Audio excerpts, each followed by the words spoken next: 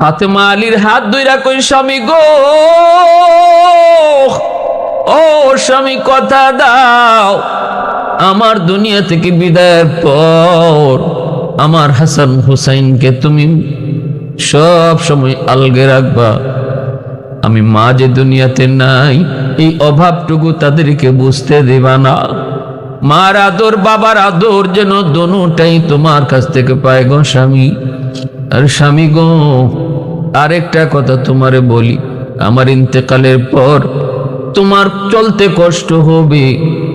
আমি বলে গেলাম, ওসিয়ত করে গেলাম, আমার ইন্তেকালের পর আপনি বিবাহ করে নিয়েন। জানি আমার জায়গায় আপনি কাউরে বসাইতে চাইবেন না, কিন্তু স্বামী গো, আমার হাসান হুসাইনের দিকে তাকাইয়া আপনি আরেকটা বিবাহ করে নিয়েন গো স্বামী। আমি এই কথা না বলে গেলে আমার মন বলে আপনি কাউকে আর বিয়ে করবেন না, আর আপনি কাউকে আমার জায়গায় আনবেন না, কিন্তু আমি আপনাকে ওসিয়ত করে গেলাম আমার ইন্তেকালের পর আপনি একটা বিবাহ করবেন। এই বলতেছেন স্বামীর হাত ধইরা, আর হাসান হুসাইনকে কপালে চুমু খান। হাসান মার কপালে চুমু খায়, হুসাইন মার কপালে চুমু খায়, আলী স্ত্রীর কপালে চুমু খায়। এ দুনিয়ার যুবক, একটু খেয়াল করে শুনো, অর্ধ শুনো, জান্নাতের সকল মহিলাদের সরদারিনী আজ দুনিয়া থেকে বিদায় হয়ে যাচ্ছে। জান্নাতের সকল যুবকদের সর্দার হাসান হুসাইন মার পাতা মাথার পাশে, দুনিয়াতেই জান্নাতের সার্টিফিকেট পাওয়া সাহাবী আলী, তিনিও স্ত্রীর পাশে। এই অবস্থায় নবীজির কলিজার টুকরা মেয়ে খাতুনে জান্নাত, যার ব্যাপারে নবীজি বলেছেন ফাতেমা তু বিদাতুম মিন্নি, ফাতেমা আমার কলিজার টুকরা, ফাতেমা আমার কলিজার টুকরা, আজ দুনিয়া থেকে বিদায় নিতেছেন। নবীজি স্বপ্ন যুগে আগের রাতেই ইশারা দিয়ে দিছেন, সেহরি খাবেন দুনিয়ায়, কিন্তু ইফতার করবেন গিয়ে জান্নাতে। ভাইরা বন্ধুরা, খাতুনে জান্নাত স্বামীকে হাত ধইরা কই, স্বামী, ও স্বামী, আমি কিছু কথা বলবো, আমার অনুরোধ আপনি আমার কথাগুলা রাখবেন। কিছু দাবি করবো গো স্বামী, আপনি আমার দাবিটুকু রাখবেন। কি দাবি গো ফাতেমা? দুনিয়াতে জীবিত থাকতে কোনোদিন কোনো কিছু দাবি করো নাই, আজ এমন কি দাবি তুমি করবা? ঠিক আছে, তোমার যা মন চায় তুমি দাবি করো, জান যাবে তবুও তোমার দাবি পূরণ করার চেষ্টা করব। দুনিয়াতে তো কোনোদিন আমাকে কোনো কষ্ট দাও নাই, আমার কাছে কোনো আবদারও তুমি এমন করো নাই যে আবদারটা আমি পারবো না, এমন কোনো আবদারি তুমি আমার কাছে করো নাই। নিজের থেকে কোনোদিন কিছু চাও নাই। ঘরের কাম করে করে আমার অভাবের সংসার, এই অভাবের সংসারে সবগুলি কাজ একা ডিল করার কারণে তোমার হাতের চামড়াগুলো উঠে গিয়েছিল। আলী একদিন বলতেছে, ফাতেমা, এইভাবে ঘরের কাম করো, এমনকি গম পিসা থেকে নিয়া, আটা বানানো থেকে নিয়া, ঘরের সব কাজ কাপড় চোপড় থেকে নিয়া, একা দুজাহানের বাদশার মেয়ে, জান্নাতের মহিলাদের সরদারিনী, তিনি একা কামগুলি করতেন। আলী রাদিয়াল্লাহু তাআলা আনহু তিনিও পিছনে পিছনে রওনা দিয়েছেন। তখন ছিল রাত। আলী পিছনে পিছনে যায়, ফাতেমা টের পান নাই। নবীজির বাড়ির পাশে যায় খাতুনে জান্নাত বাবার ঘরে ঢুকলেন। ডুইকায় তিনি দরজাটা লাগায় ফেললেন। বাহিনী আলী দাঁড়ায় দাঁড়ায় কথাগুলা মন দিয়ে শুনতেছে। খাতুনে জান্নাত ভিতরে ডুইকেই বলতেছে, আব্বা জান, সালাম দিয়া বলতেছে, আব্বা জান। নবী কয়, ফাতেমা, হঠাৎ করে আমার ঘরে কারণ কি? আল্লাহর নবীর কাছে যাইয়াই দু জাহানের বাদশার কলিজার টুকরা মেয়ে ডাক দিয়া বলতেছেন, আব্বা জান, একটু বাতিটা কাছে আনেন।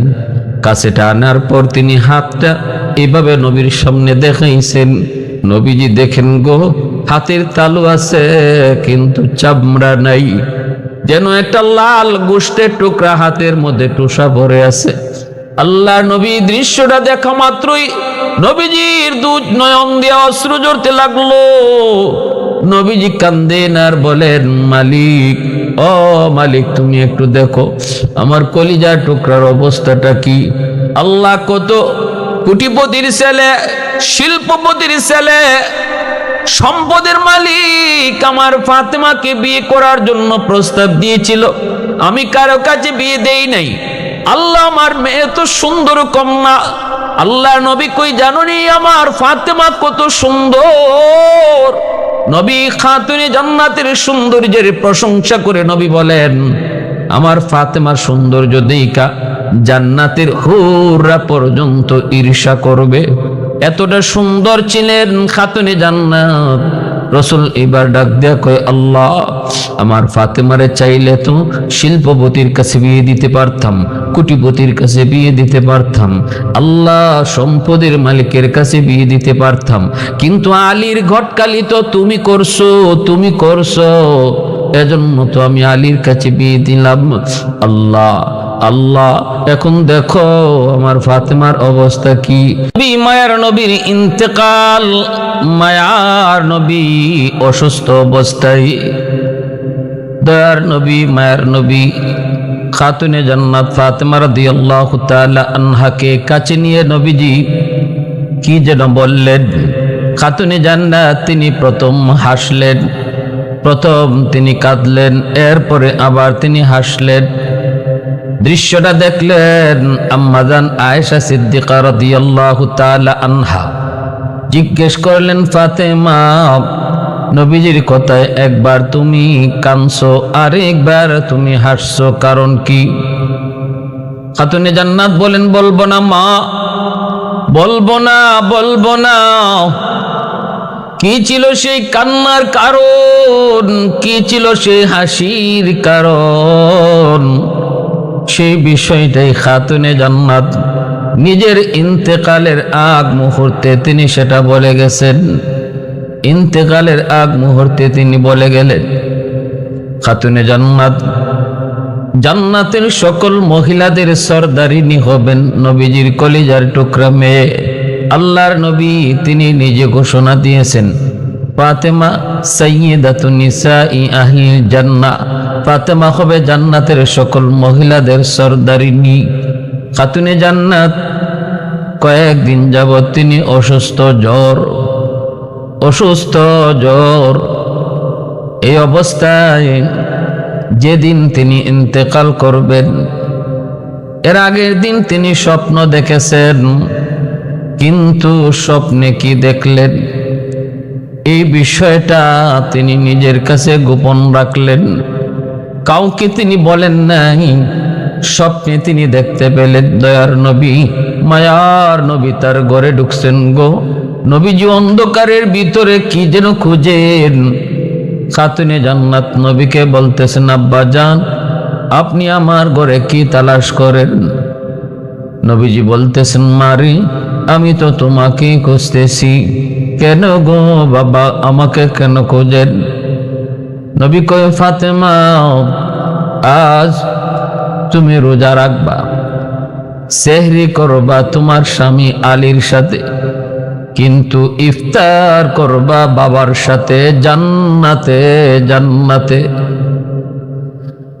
আল্লাহর নবী কথাটা তিনি স্বপ্ন যুগে বললেন। খাতুনে জান্নাত তিনি পরিষ্কার বুঝে গেলেন, আব্বা আমার মৃত্যুর খবর দিয়ে গেলেন, ভবিষ্যৎবাণী করে গেলেন, আগামী দিন হবে আমার জীবনের শেষ দিন, আজ রাত হবে আমার জীবনের শেষ রাত। স্বপ্নটা তিনি দেখলেন, ঘুম ভেঙে গেল। সেহরির সময় তিনি উঠলেন, কিন্তু আলী রাদিয়াল্লাহু তাআলা আনহুকে কিছু বললেন না, স্বামীকে কিছু বললেন না। স্বামী স্ত্রী একসাথে দুজনে সেহরি খেলেন, কিন্তু স্বামীকে স্বপ্নের কথা কিছুই বলেন নাই। কারণ ফাতেমা জানেন, আলীকে যদি তিনি স্বপ্নের কথা শুনান গো, তাহলে আলীর আর সেহরি খাওয়া হবে না। কারণ স্বামী স্ত্রীর ভিতরে এত মহব্বত, এত ভালোবাসা, এত মায়া, এত মহব্বত। ফাতেমার বিদায় আলী কখনো সহজে মেনে নিবে না, স্বাভাবিক থাকতে পারবে না। এজন্যই খাতুন আল্লাহর নবী, মায়ার নবীর কলিজার টুকরা মেয়ে, স্বপ্ন যুগে নবীর কাছ থেকে যা শুনতে পেলেন, এই কথাটা তিনি স্বামীকে বললেন না, কারণ বললে আলীর আর সেহরি খাওয়া হবে না। স্বামী স্ত্রী দুজন একসাথে তারা সেহরি খেলেন। সেহরি খাওয়ার পর আলী চলে গেলেন ফজরের নামাজ পড়ার জন্য মসজিদে। এইদিকে খাতুনে জান্নাত তিনিও ফজর নামাজ পড়লেন। আলী ফজর পড়ার পর ঘরে ঢুইকা দেখেন ফাতেমা মুসল্লায় নেই। আলী তো অবাকিত হওয়ার কথা। আমি জীবনে কোনোদিন আমার ফাতেমাকে ফজরের নামাজের পর ইশরাক আদায় না করে কখনো যায় নামাজ থেকে উঠতে দেখি নাই গো। আজ ফাতেমা কেমন করে ইশরাক না পড়ে যায় নামাজ থেকে উঠলো? কই গেল? কেন সে উঠলো? কি করতেছে? খুঁজে খুঁজে দেখেন খাতুনে জান্নাত অনেকগুলা কাজ হাতের মধ্যে নিয়ে বসছেন, গরম পানি করতেছেন, হাসান হুসাইনের কাপড়গুলা পানিতে ভিজাইছেন, অনেকগুলা আটা রুটি পাকানোর জন্য অনেক বড় কাই, অনেকগুলি কাই তিনি বানাইতে লাগলেন। আলী রাদিয়াল্লাহু তাআলা আনহু যে বলতেছেন, ফাতেমা, ও ফাতেমা, ঘটনা কি? অসুস্থ মানুষ, কয়েকদিন যাবত তুমি জ্বরে আক্রান্ত, এতগুলা কাম হাতে না নিলেও তো পারতে, কেন তুমি এত কাজ হাতে নিয়েছো? আর কোনদিন আমি তোমাকে ইশরাক না পড়ে যায় নামাজ থেকে উঠতে দেখি নাই, আজকে কেনই বা তুমি ইশরাক না পড়ে যায় নামাজ থেকে উঠছো? এতগুলা কাজই বা তুমি কেন হাতে নিয়েছো? একটু কও। অসুস্থ মানুষ, জ্বরে তুমি কাঁপতেছো, কেন এই কষ্ট করো? কেন তুমি এই কাজ হাতে নিয়েছো? খাতুনে জান্নাত সাথে সাথে স্বামীকে নিয়ে হাত ধরে বসে পড়লেন। এবার পাশে বসে বলতেছেন, স্বামী গো, একটা কথা বলবো গো স্বামী, আগে আমাকে কথা দেন, ধৈর্য ধরবেন, অধৈর্য হবেন না, শক্ত থাকবেন, নরম হবেন না, দুর্বল হবেন না, মনোবল শক্ত রাখবেন। আগে বলেন, আপনি আমারে কথা দেন। আলী বলেন, ফাতেমা তুমি কি বলতে চাও একটু বলো। খাতুনে জান্নাত তখন বলেন, স্বামী গো, আজ রাত আমি আমার আব্বা জানকে স্বপ্নে দেখেছি। আলী কয়ে, নবীকে স্বপ্নে দেখেছো? কি দেখেছো? কয়, আমি দেখেছি আমার আব্বা আমার ঘরে ঢুকলেন, অন্ধকারে কি যেন খুঁজতেছেন। আমি বাবারে যা বললাম, বাবা অন্ধকারে আপনি কি খুঁজেন? আব্বা আমাকে বললেন, না আমি তো তোমাকেই খুঁজতে এসেছি, একটা কথা বলার জন্য গো মা। তখন আমি বললাম, কি কথা আব্বা একটু কোন? তখনই আব্বা কইতেছে, মারে মা, আমি তো তোমাকে বলেছিলাম আমার ইন্তেকালের আগ মুহূর্তে আমি তোমার দুটা কথা বলেছিলাম কানে কানে। এক বলেছিলাম, মা আমি অল্প কিছু সময়ের ভিতরে দুনিয়া থেকে বিদায় নিব। এই কথাটা শুনে তুমি কাঁদতেছিলে। আবার তোমার কানে আরেকটা কথা বলেছিলাম, মারি আমার আহলে বায়ত থেকে সবার আগে তুমি আমার সাথে সাক্ষাৎ করবে। এই কথাটা শোনার পর তুমি হাসছিলে। মা আমি তোমাকে এই সংবাদটা দিতে এসেছি রে মা, আজ তুমি সেহরি করবে আলীর সাথে, কিন্তু ইফতার করবে বাবার সাথে জান্নাতে। আজ রাতটাই তোমার জীবনের শেষ রাত গো মা। ও মা, সেহরি করবে স্বামীর সাথে, ইফতার করবে আব্বার সাথে। ওগো স্বামী, এই স্বপ্নটা আমি দেখেছি। এই কথা বলা মাত্রই আলী চিৎকার দিয়ে উঠলেন, আল্লাহু আকবার করে চিৎকার দিয়ে উঠলেন। আলী সইতে পারেন না, সইতে পারার কথাও না। আলী হাউমাউ করে কান্না শুরু করে দিলেন, আর কান্দেন আর বলেন, ফাতেমা, আমার নবীর বিরহ ব্যথা এখনো আমি সহ্য করতে পারি নাই গো। নবীর চলে যাওয়া আমি সইতে পারি নাই, এখনো আমার ক্ষতের দাগ শুকায় নাই। এর ভিতরে তুমি কি শুনাইছো ফাতেমা? এই স্বপ্ন কখনো মিথ্যা নয় গো। নবী তোমারে যা বলেছেন এটা সত্য স্বপ্ন, কারণ আমার নবীর আকৃতি শয়তান ধরতে পারে না। নবীর আকৃতি শয়তান ধরতে পারে না। অতএব তুমি যা দেখেছো আল্লাহ নবীকে দেখেছো, যা শুনেছো ঠিকই শুনেছো, যা বুঝেছো ঠিকই বুঝেছো, আমিও ঠিকই বুঝেছি। আজকের রাতই তোমার জীবনের শেষ রাত। এই সেহরিটাই আমার সঙ্গে তোমার জীবনের শেষ সেহরি। অবশ্য গো বিবি, ইফতারের আগেই আমি তোমাকে হারাবো। ইফতারি নিয়ে নবী জান্নাতে তোমার জন্য অপেক্ষা করবে, কিন্তু আমি আলী কেমন করে সইব? আমি কেমন করে সইব? আমি কারে নিয়ে বাঁচব, কারে নিয়ে থাকবো? স্বামী স্ত্রী দুজন একজনের হাত আরেকজনে ধরে কান্না করতেছেন। খাতুনে জান্নাত স্বামীকে সান্ত্বনা দিচ্ছে, স্বামী গো, আগেই তোমাকে বলেছি তুমি শক্ত থাকতে হবে, তুমি দুর্বল হবে না। তোমার কাছ থেকে আমি কথা নিয়েছি, কেন তুমি ভেঙ্গে পড়েছ? এই দুনিয়া থাকার জায়গা নয় গো স্বামী, আজ আমি কাল তুমি। দুনিয়ায় যার আশা আছে তার যাওয়া আছে, দুনিয়ায় যার জন্ম আছে তার মৃত্যু আছে, যার শুরু আছে তার শেষ আছে গো। একমাত্র শুরু নাই, শেষ নাই, একমাত্র জন্ম নাই, মৃত্যু নাই, তিনি আমার আপনার খালিক আর মালিক আল্লাহ। আর যত মাখলুক সবার শুরু আছে তাই শেষও আছে। কুল্লু নাফসিন যায়িকাতুল মাউত। আল্লাহ বলেছেন সমস্ত প্রাণীকে মৌতের স্বাদ গ্রহণ করাই লাগবে। আজ আমি কাল তুমি, আমরা একই পথের পথিক। আজ বাবা কাল ছেলে, আজ না দাদা কাল নাতি। দুনিয়া আসার সময় সিরিয়াল মেনটেন হয়, কিন্তু যাবার সময় কোনো সিরিয়াল মেনটেন হয় না। বাবা আগে আসে, ছেলে পরে আসে, কিন্তু যাবার সময় বাবার আগে ছেলে চলে যায়, দাদার আগে নাতিও চলে যায়। কেউ জানে না, কেউ জানে না, কেউ জানে না রে যুবক, ঘরের ভিতরে মৌত হবে নাকি তোমার বাহিরে মৌত হবে, ঘরের ভিতরে হবে নাকি তোমার বাসের মধ্যে হবে, অফিসে হবে নাকি দোকানে হবে, কেউ জানে না। মাটির উপরে হবে না পানির উপরে হবে, শূন্যের উপরে বাতাসে হবে নাকি মাটিতে হবে, কেউ জানে না। জানেন শুধু একমাত্র আল্লাহ।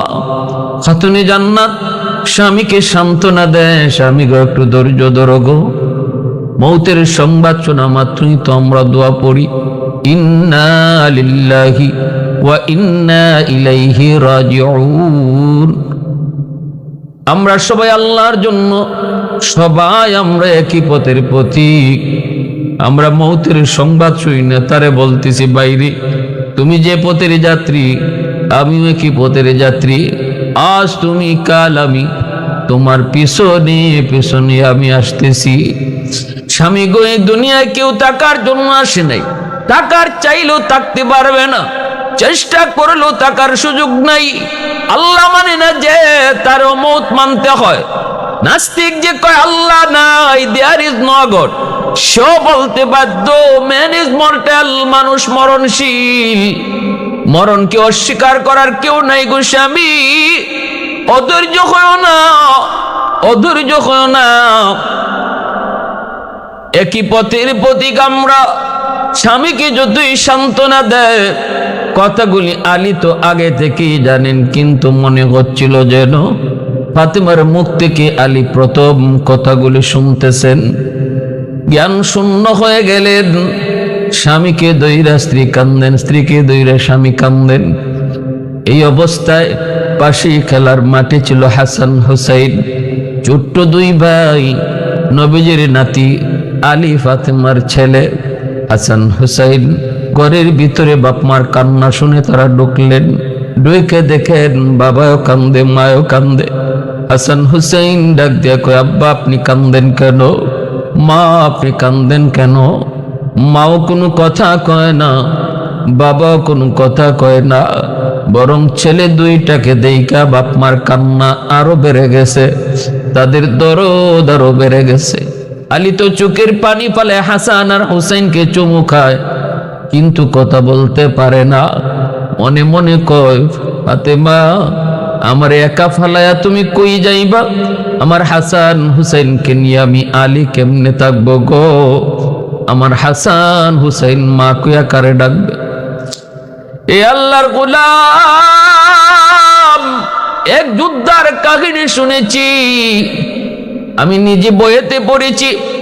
স্বামী মারা যাওয়ার পর, স্বামী ছিল যুদ্ধের ময়দানে স্বামী মারা যাওয়ার পর এই লাশটা যখন স্ত্রীর সামনে আনা হয়, স্ত্রী স্বামীর লাশ দেইকা পাথরের মতো হয়ে গেছে, কথা বন্ধ, কথা নাই, আওয়াজ নাই, কান্নাও নাই, যেন একটা পাথর, যেন একটা মূর্তি দাঁড়ায় আছে। এমন ভাবে স্বামীর মৃত্যু তারা হিট করেছে, চোখ দিয়া পানি আসে না, কথা বন্ধ। সাথে সাথে হইচই পড়ে গেল, স্বামীর সাথে স্ত্রীও এখন মারা যাবে কিনা। ডাক্তার আনা হলো, ডাক্তার পরীক্ষা করে কয়, এই মহিলারে দ্রুত তার চোখ দিয়া পানি বের করাইতে হবে। যদি তার চোখ দিয়া পানি বের করানো না হয়, তাহলে মহিলাটাকে বাঁচানো কষ্টকর হবে, মহিলাকেও বাঁচানো সম্ভব হবে না। কেমনে মহিলার কান্না করায়, স্বামীর চেহারা দেখানো হয়, কাফনের কাপড় সরায় আর স্বামীর চেহারা দেখানো হয়, স্বামীর কাছে এনে বসানো হয়। দুপলক নয়নে স্বামীকে দেখতেছে, কিন্তু চোখ দিয়া পানি আসে না, নির্বাক পাথর পাথর। ওই অবস্থায় একজন মহিলায় কয়, রাখো আমি একটা ব্যবস্থা করি, আমার মনে হয় আমার উদ্যোগটা কাম হবে। এই বইলাই তার একটা দুধের বাচ্চা ছিল, ওই বাচ্চাটাকে আইনা মার কুলে দিয়ে দিছি। যেই মাত্র বাচ্চাটার মুখের দিকে মা তাকাইল, বাচ্চার মুখের দিকে তাকানো মাত্রই মা হাউ মাউ করে কান্না শুরু করে দিল। সন্তানের কথা তখনই মনে পড়ে গেল, আমার সন্তান আজ থেকে তুই এতিম গো। আব্বা বলে কারে আর ডাকবে, তাকে আব্বা বলে ডাকবে। এই কথাটা মনে করেই মা হাউ মাউ করে কান্না শুরু করলো। এজন্য যখন মা মারা যায়, বাবা মারা যায়, সন্তান সবচেয়ে বেশি অসহায় হয়ে যায়, সবচেয়ে বেশি অসহায়, সবচেয়ে বড় বিপদ সন্তানের উপরে পড়ে। এজন্য আলী হাসান হুসাইনের দিকে তাকায়া চোখের পানি জরে জরে আরো কাঁদতেছে। আমার হাসান, আমার হুসাইন এখনো তো ছোট্ট, মা কয়া কারে ডাকবে? কে তাদেরকে বুকে তুলে ঘুম পাড়াবে? কে তাদেরকে তুলায় তুলায় খাওয়াবে? কে তাদেরকে গলায় জড়ায় ঘুমাবে? কার কাছ থেকে সান্ত্বনা নিবে? আলীর চোখ থেকে বাদ ভাঙ্গা পানি বের হতে লাগলো। হাসান হুসাইন কিছুই বুঝেন না। মার কাছে একবার যে, আম্মু আপনি কান্দেন কেন? আব্বু আপনি কান্দেন কেন? মাও কিছু বলেন না, বাবাও কিছু বলেন না, কেউ বলতে পারে না। এই অবস্থায় মা কইতেছে, বাবা নানার কবরে চলে যাও, নানার কাছে যাও। বলতেই দুটা ভাই, মায়ও কিছু কয় না, বাপেও কিছু কয় না, বাবাও কান্দে, মায়ও কান্দে গো। দৌড় দিয়া নবীর রওজা শরীফে চলে গেল। যাইয়ে রওজা শরীফে ওইটাই দুই ভাই নানার সঙ্গে কথা শুরু করে দিল। কান্দে আর কয়, নানা যান। আম্মাও কান্দে, আব্বাও কান্দে, কেউ কোনো কথা কয় না, কথা কয় না। কেন কান্দে কিছুই কয় না। নানা আমরাও বুঝি না, কেন মায় কান্দে, কেন বাবা কান্দে? আল্লাহ নবী রওজা শরীফে শুয়ে শুয়ে নবী নাতিদের সঙ্গে কথা বলতেন। রওজার উপর থেকে নাতিরা জবাব দিতেন, নবী রওজার ভিতর থেকে জবাব দিতেন, কথা বলতেন। আল্লাহ নবী বলতেছে, বাহিরে এ ভাই, ও হাসান হুসেইন, তাড়াতাড়ি ঘরে যাও, তাড়াতাড়ি ঘরে যাও, আমার চেহারাটা যত পারো আজকে দেখে নাও।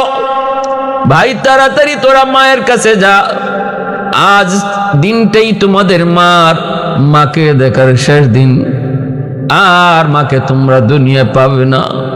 যত পারো মার চেহারাটা তোমরা যা দেখো রে, মার চেহারাটা যা দেখো। এই জমিনে যেই সন্তান বাপ মার চেহারার দিকে মায়ার নজরে তাকায়া বাপ মারে খুশি রাখছে, রাসূল কয়, মা মিন ওয়ালাদিন ইয়ানজুরু ইলা ওয়ালিদাইহি নাজরা রাহমাতিন ইল্লা কাতাবাল্লাহু লাহু বিকুল্লি নাজরাতিন হাজ্জাতাম মাবরুরা। নবীজি বলছেন, কোন সন্তান যখন বাপ মার চেহারার দিকে যত বেশি তাকায়, আল্লাহ ততবার আমল নামায় কবুল হজের সওয়াব উঠায় দেয়। আল্লাহ নবী কয়, হাসান হুসাইন দ্রুত যাও, যে মাকে ভালো করে দেখো, যতবার মার চেহারার দিকে তাকাও আর মাকে পাবা না, আর দেখার সুযোগ পাইবা না।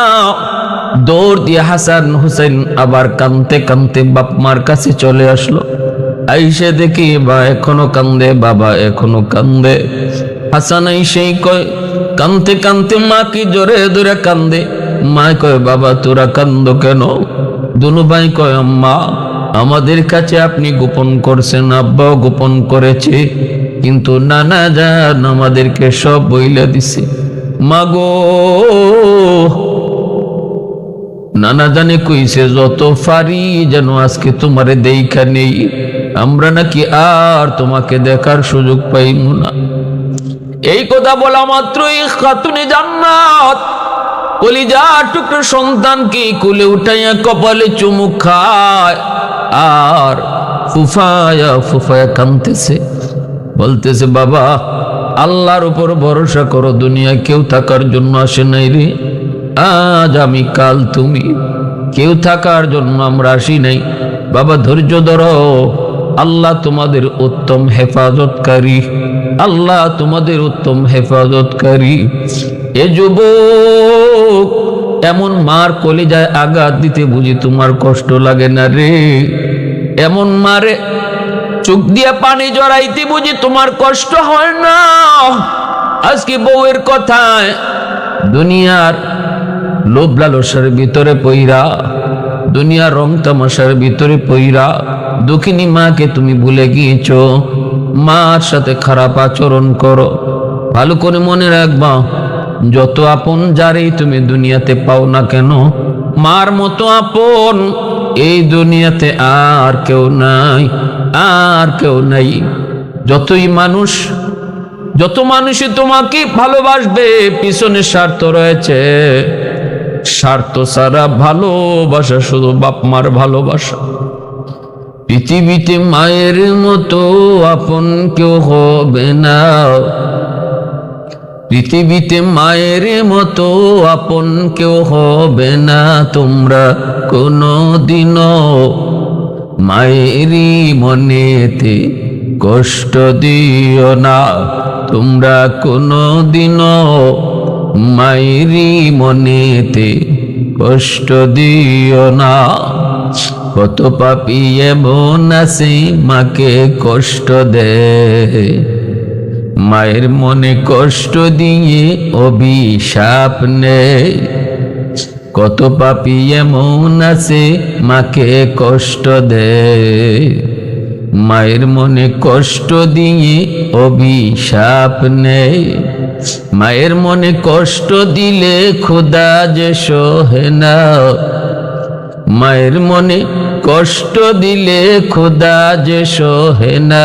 তোমরা কোনদিনও মায়েরই মনেতে কষ্ট দিও না, তোমরা কোনদিনও মায়েরই মনেতে কষ্ট দিও না। পৃথিবীতে মায়ের মতো আপন কেউ হবে না, পৃথিবীতে মায়েরই মতো আপন কেউ হবে না। তোমরা কোনদিনও মায়েরই মনেতে কষ্ট দিও না। হাসান কান্দে, হুসাইন কান্দে, আলী কান্দে, ফাতেমা কান্দে, কান্নার রুল। স্বামী স্ত্রী কান্দে, সন্তান কান্দে।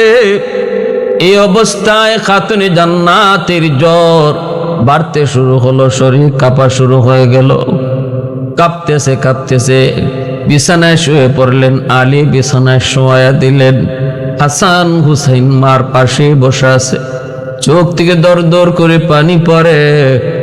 হাসান কান্দে আর কয়, হুসাইন কান্দে আর কয়, মাগু ও মা, নানা যতদিন দুনিয়ায় ছিলেন, যখনই আমরা কষ্ট পেতাম নানার কাছে গিয়ে সান্ত্বনা নিতাম। নানার কাছে গেলে পরে পেটের ক্ষুধার কথা মনে থাকতো না গো। সেই নানা যান চলে যাওয়ার পর যার কাছ থেকে সান্ত্বনা নিতাম, আনন্দ পেতাম, গল্প বলতাম, তুমি ছিলে আমাদের মা। মা, আমরা দুই বাইরে কার হাতে রেখে যাইতেছ? ফাতেমা আলীর হাত ধইরা কই, স্বামী গো, ও স্বামী কথা দাও, আমার দুনিয়া থেকে বিদায়ের পর আমার হাসান হুসাইনকে তুমি সব সময় আলগে রাখবা। আমি মা যে দুনিয়াতে নাই, এই অভাবটুকু তাদেরকে বুঝতে দেবা না। মার আদর বাবার আদর যেন দোনোটাই তোমার কাছ থেকে পায় গো স্বামী। আর স্বামী গো, আরেকটা কথা তোমারে বলি, আমার ইন্তেকালের পর তোমার চলতে কষ্ট হবে। আমি বলে গেলাম, ওসিয়ত করে গেলাম, আমার ইন্তেকালের পর আপনি বিবাহ করে নিয়েন। জানি আমার জায়গায় আপনি কাউরে বসাইতে চাইবেন না, কিন্তু স্বামী গো, আমার হাসান হুসাইনের দিকে তাকাইয়া আপনি আরেকটা বিবাহ করে নিয়েন গো স্বামী। আমি এই কথা না বলে গেলে আমার মন বলে আপনি কাউকে আর বিয়ে করবেন না, আর আপনি কাউকে আমার জায়গায় আনবেন না, কিন্তু আমি আপনাকে ওসিয়ত করে গেলাম আমার ইন্তেকালের পর আপনি একটা বিবাহ করবেন। এই বলতেছেন স্বামীর হাত ধইরা, আর হাসান হুসাইনকে কপালে চুমু খান। হাসান মার কপালে চুমু খায়, হুসাইন মার কপালে চুমু খায়, আলী স্ত্রীর কপালে চুমু খায়। এ দুনিয়ার যুবক একটু খেয়াল করে শুনো, অর্ধ শুনো, জান্নাতের সকল মহিলাদের সরদারিনী আজ দুনিয়া থেকে বিদায় হয়ে যাচ্ছে। জান্নাতের সকল যুবকদের সর্দার হাসান হুসাইন মার পাতা মাথার পাশে, দুনিয়াতেই জান্নাতের সার্টিফিকেট পাওয়া সাহাবী আলী, তিনিও স্ত্রীর পাশে। এই অবস্থায় নবীজির কলিজার টুকরা মেয়ে খাতুনে জান্নাত যার ব্যাপারে নবীজি বলেছেন, ফাতেমা তু বিদাতুম মিন্নি, ফাতেমা আমার কলিজার টুকরা, ফাতেমা আমার কলিজার টুকরা, আজ দুনিয়া থেকে বিদায় নিতেছেন। নবীজির স্বপ্ন যুগে আগের রাতে ইশারা দিয়ে দিছেন, সেহরি খাবেন দুনিয়ায়, কিন্তু ইফতার করবেন গিয়ে জান্নাতে। ভাইরা বন্ধুরা, খাতুনে জান্নাত স্বামীকে হাত ধইরা কই, স্বামী ও স্বামী, আমি কিছু কথা বলবো, আমার অনুরোধ আপনি আমার কথাগুলা রাখবেন। কিছু দাবি করব গো স্বামী, আপনি আমার দাবিটুকু রাখবেন। কি দাবি গো ফাতেমা? দুনিয়াতে জীবিত থাকতে কোনোদিন কোনো কিছু দাবি করো নাই, আজ এমন কি দাবি তুমি করবা? ঠিক আছে, তোমার যা মন চায় তুমি দাবি করো, জান যাবে তবুও তোমার দাবি পূরণ করার চেষ্টা করব।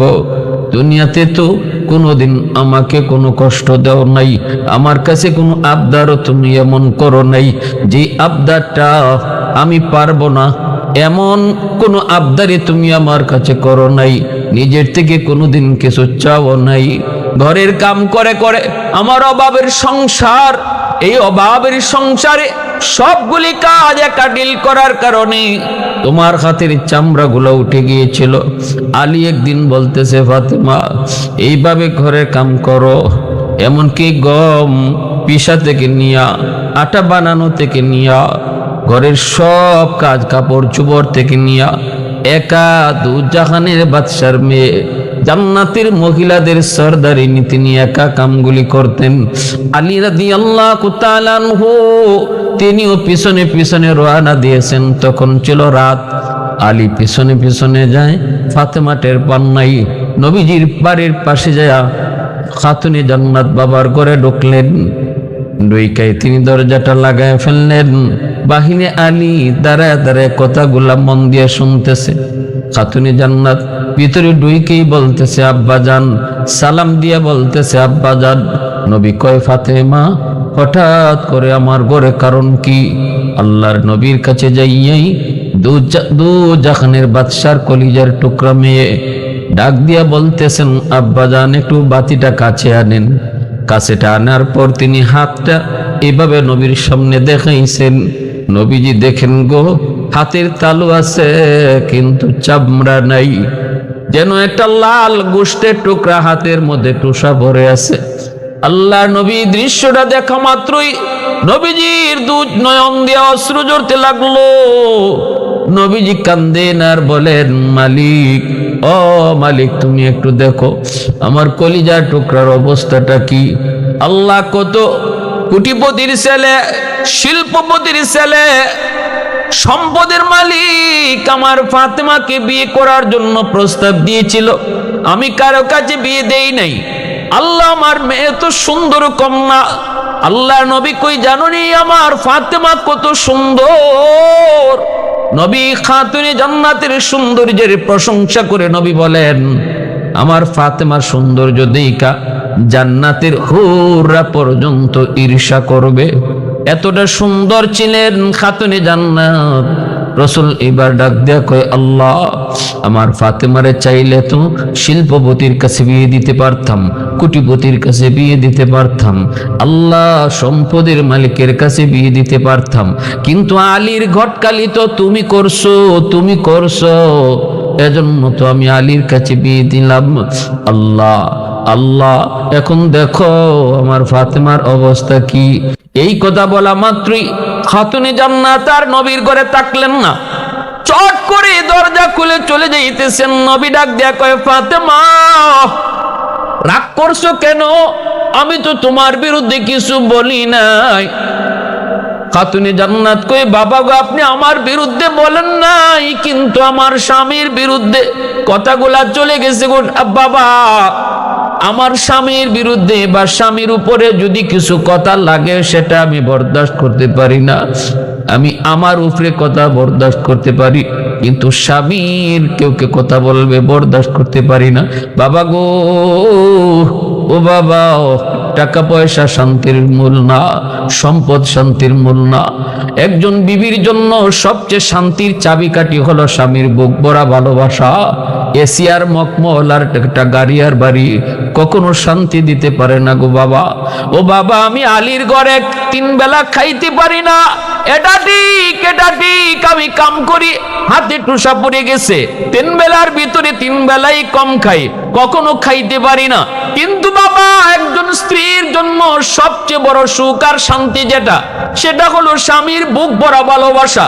আমি আমার স্বামীর কাছ থেকে বুক ভরা সেই ভালোবাসা পাই, বিন্দু পরিমাণ কৃপণতা নাই। আমাদের সংসার ভালোবাসার সংসার। আল্লাহর নবীর কাছে যখন এই কথাটা বললেন, নবীজি টান দিয়া মেয়েকে বুকে জড়ায়া শুকরিয়া আদায় করেন আর বলেন, মা আয় আমার বুকে আয়, আমি তো এটাই চাই গো মা, আয় আমার বুকে আয়।